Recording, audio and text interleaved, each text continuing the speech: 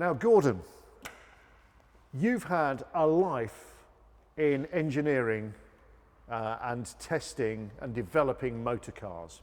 Yes. So, come on, you've got to have some top stories. Tell me some tales. I mean, what did you actually do in your career? How did it all start out?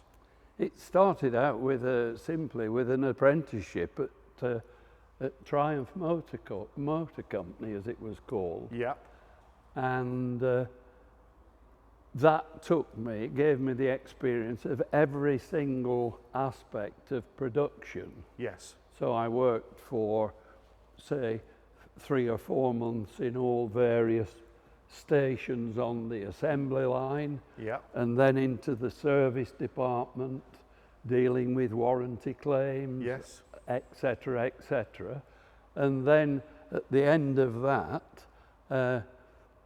I thought, I need the career now. Yeah. And I approached the chief engineer in the engineering department and said I would like to have the opportunity of working there. So I went there on sort of a 6 months probation. Oh, okay. And spent 21 years there. Wow. So, well, once you got into that department, what were your tasks? What was your role?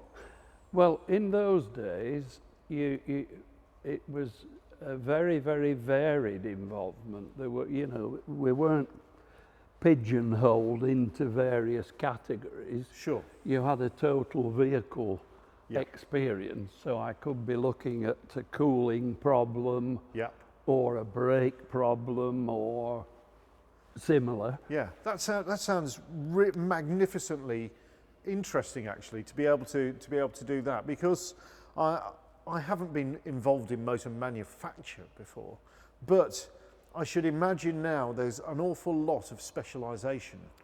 Yes, I mean, we were like a family almost. And the way it worked was so enjoyable, really. Yes. In fact, one of the tasks I had, just coming into work on a normal Monday, for example, and the boss man said, "We're thinking of putting a 6-cylinder engine in the GT6. Oh yeah. Get on with it." Oh, right. Okay. And I did along with the assistance from some of the mechanics, etc. Yes. We got the engine into the car. Yep. And made cardboard cutouts of engine mountings. Yes. And then some guy from the drawing office would come down and do a pretty drawing, one that they could actually work on in production. So it was such a unique involvement that nobody would ever get today.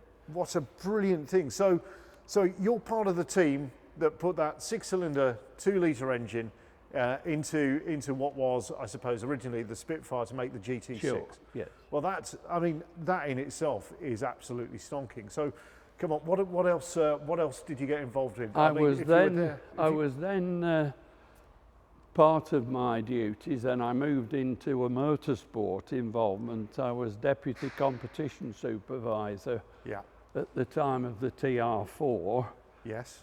And I did most of the development running on the Le Mans Spitfires, for example. Right, okay. At Myra. Yeah.